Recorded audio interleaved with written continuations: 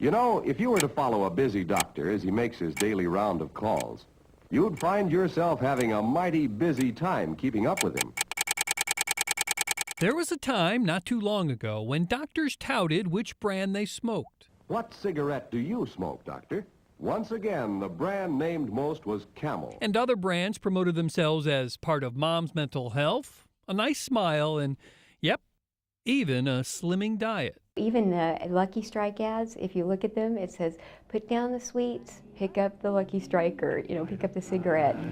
Be happy, go lucky. Don't get your hopes up, smokers. No one today is going to recommend cigarettes as part of a balanced diet. The 1950s gave up smoke rings in favor of the good book. Not a cookbook, the Bible. Praying to lose weight became a popular part of dieting and remains a part of the industry with the What Would Jesus Eat diet.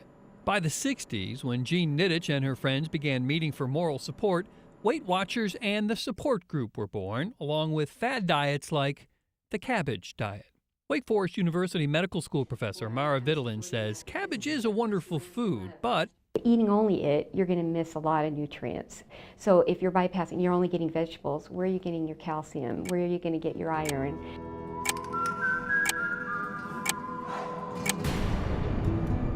The 1970s brought what appeared to some to be the magic bullet, diet pills.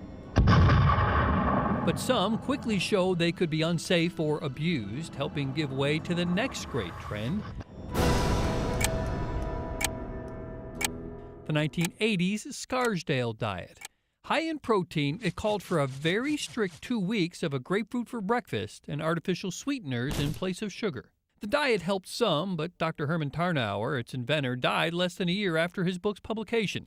Not from the diet, but from his longtime girlfriend, Jean Harris, who didn't like him hanging out with other women.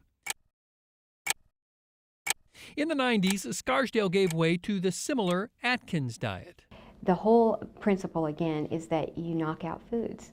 You can only eat the high-protein foods. But Atkins did allow for more fatty foods. The twist was that the fat actually helps with satiety. So he says the high-protein, high-fat. And the latest things are the celebrity diets and, in particular, the cleanses. The richest and most beautiful women promote them, so how can they be bad? Anything extreme, you're going to get into trouble. And, says Mara Vitulin's, probably unnecessary. Typically, the cells of the colon turn over fairly rapidly. So if you're eating fiber, that's doing the work for you. It turns out much of the dieting industry may be smoke and mirrors. Everybody's on diets. For 200 years, we followed these wacky diets, but we don't do a lot of research in what actually is effective, because nothing is.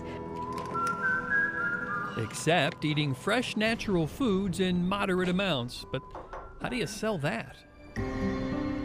Bob Buckley, Fox 8 News.